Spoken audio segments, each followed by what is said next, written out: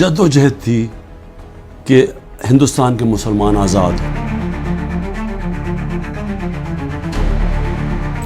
পাকিস্তানের সাবেক প্রধানমন্ত্রী ও পিটিআই প্রতিষ্ঠাতা ইমরান খানের কারাগারে মৃত্যুর গুঞ্জন ঘিরে পুরো দেশ জুড়ে তৈরি হয়েছে তীব্র উত্তেজনা। পিটিআই সমর্থকদের বিক্ষোভে বিভিন্ন অঞ্চলে গ্যাস, টিয়ারশেল নিক্ষেপ, লাঠিচার্জ সহ অনেককেই গ্রেফতার করেছে পুলিশ। কাঁদানে গ্যাসের ধোঁয়ার মাঝে আন্দোলনকারীরা সরকার বিরোধী স্লোগান দিয়ে ইমরান খানের দ্রুত মুক্তির দাবি জানান। এর আগে মার্কিন ভিত্তিক পাকিস্তানি সাংবাদিক ওয়াজাহাত সাইদ খানের দুটি ভিডিও প্রতিবেদন প্রকাশের পর সামাজিক যোগাযোগ মাধ্যমে এই আতঙ্ক দ্রুত ছড়িয়ে পড়ে। প্রতিবেদনে পাকিস্তান সেনাবাহিনীর ঊর্ধ্বতন সূত্রের বরাতে ইমরান খানের নিরাপত্তা ও জাস্টিস নিয়ে গভীর উদ্বেগের কথা বলা হয়েছে। তবে পরবর্তীতে ওই সাংবাদিক নিজেই স্পষ্ট করেন তার কাছে ইমরান খানের মৃত্যুর কোনো নিশ্চিত প্রমাণ নেই। মূল উদ্বেগ ছিল তথ্যর চরম গোপনীয়তা নিয়ে।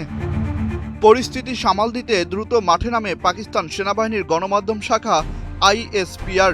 খবরটিকে সম্পূর্ণ ভিত্তিহীন গুজব আখ্যা দিয়ে তারা নিশ্চিত করে ইমরান খান জীবিত আছেন এবং রাওয়ালপিন্ডির আদিয়ালা কারাগারেই বন্দী আছেন। ইমরান খানের স্ত্রী বুশরা বিবির পরিবারও CCTV মনিটরে তাকে হেঁটে চলাফেরা করতে দেখেছেন বলে গণমাধ্যম নিশ্চিত করেছেন। মৃত্যুর গুজব থমকে গেলেও ইমরান খানের শারীরিক অবস্থা ও স্বাস্থ্য নিয়ে উদ্বেগ কমেনি। দলটির নেতারা সাবেকেই প্রধানমন্ত্রীর ব্যক্তিগত চিকিৎসক ও আইনজীবীদের অবিলম্বে কারা সাক্ষাতের দাবি জানিয়েছেন। স্বচ্ছতা